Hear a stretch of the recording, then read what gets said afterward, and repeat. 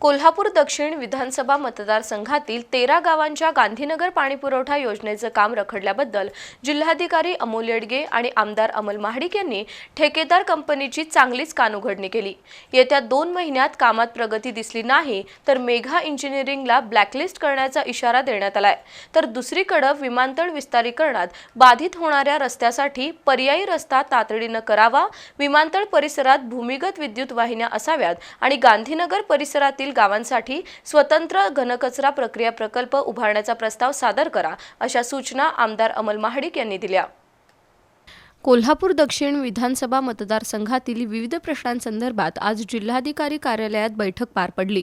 जिल्हाधिकारी अमोल येडगे, आमदार अमल महाडिक, निवासी उपजिल्हाधिकारी गजानन गुरव, करवीर प्रांताधिकारी मौसमी चौगुले यांच्यासह महाराष्ट्र जीवन प्राधिकरण, विमानतळ प्राधिकरण, बांधकाम आणि आरोग्य विभागाचे अधिकारी यावेळी उपस्थित होते।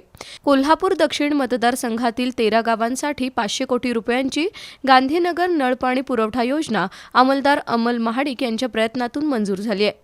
मेघा इंजिनिअरिंग कंपनीला कामाचा ठेका मिळालाय, मात्र 3 वर्षात केवळ 51% काम झालंय।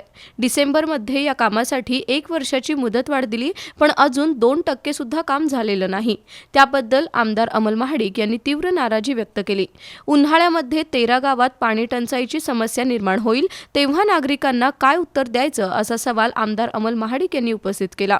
जॅकवेलचं काम तातडीनं सुरू करावं, पाईपलाईनसाठी खोदलेले रस्ते पुन्हा डांबरी करावेत, अशा सूचना आमदार अमल महाडिक यांनी केल्या।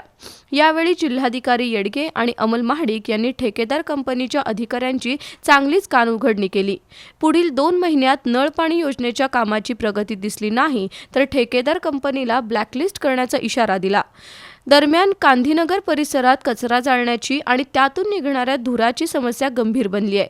या पार्श्वभूमीवर गांधीनगर आणि विमानतळालगतच्या गावातील कचऱ्यावर प्रक्रिया करणारा प्रकल्प उभारावा, अशी सूचना या बैठकीत करण्यात आली। तसंच विमानतळ विस्तारीकरणात बाधित झालेल्या रस्त्याला पर्यायी रस्ता बनवण्यासाठी जलद गतीनं भूमिसंपादन प्रक्रिया सुरू करावी, विमानतळ परिसरातील विद्युत वाहिन्या भूमिगत कराव्यात, अशा सूचना आमदार महाडिक यांनी केल्या।